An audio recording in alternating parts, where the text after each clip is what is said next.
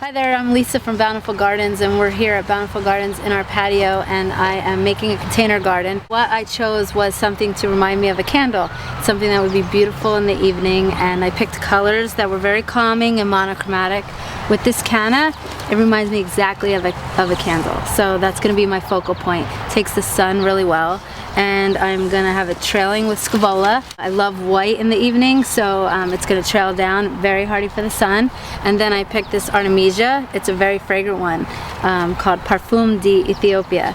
And so I love fragrance at night, and so with the combination of the elegance of these colors and the smell, I think it's going to be a great planter for our patio. So I'm starting with this Canna. I'm going to gently try to pull it out without, these are bulbs, so I don't want the bulbs to all fall apart, but I do want to keep it as close together as I can.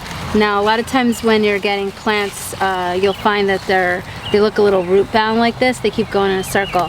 So you do want to tug at the roots so that they start moving outward and into your new environment, so that they'll just grow bigger, they'll take in more water, and they'll be happier. So people would normally think doing this would harm the plant, but it's not. You're just kind of like, I call it teasing the roots. Now that they're all teased, I'm going to go get my soil, because my smaller plants, obviously I want them a little higher up. So I got all this soil I need to fill for this guy, so I'll be back.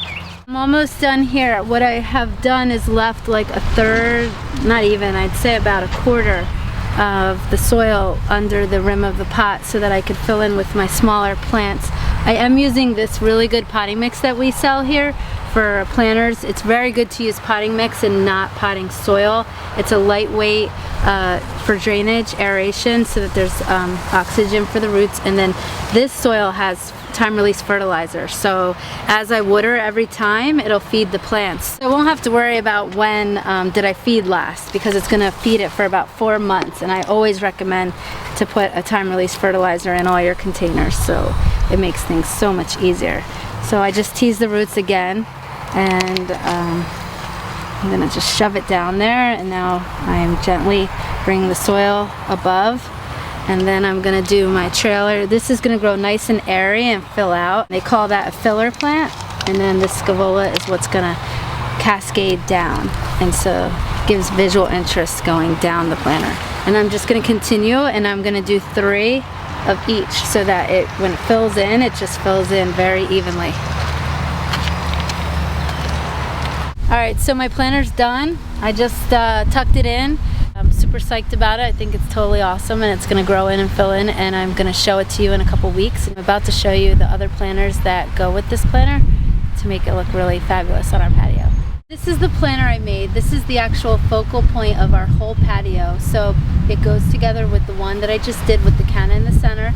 I did the same thing here to pull them together. I used that same white scaviola. It's just obviously really huge in this pot because we're dealing with a huge container here. I used things that I thought would be great for evening and for culinary, because this is a patio, people will eat here.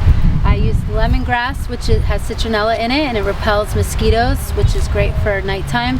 All you have to do is kind of go up, pinch the leaf, and it bruises it, and the citronella smell comes out, and it keeps the mosquitoes away.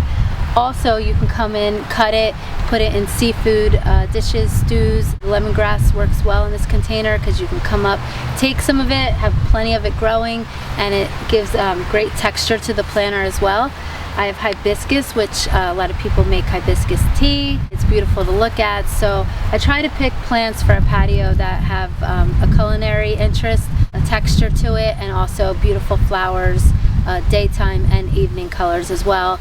And I tend to go monochromatic because I feel it's very calming, and when I sit down at a patio I want to feel calm, and so these colors calm me down. And so this is our patio planter.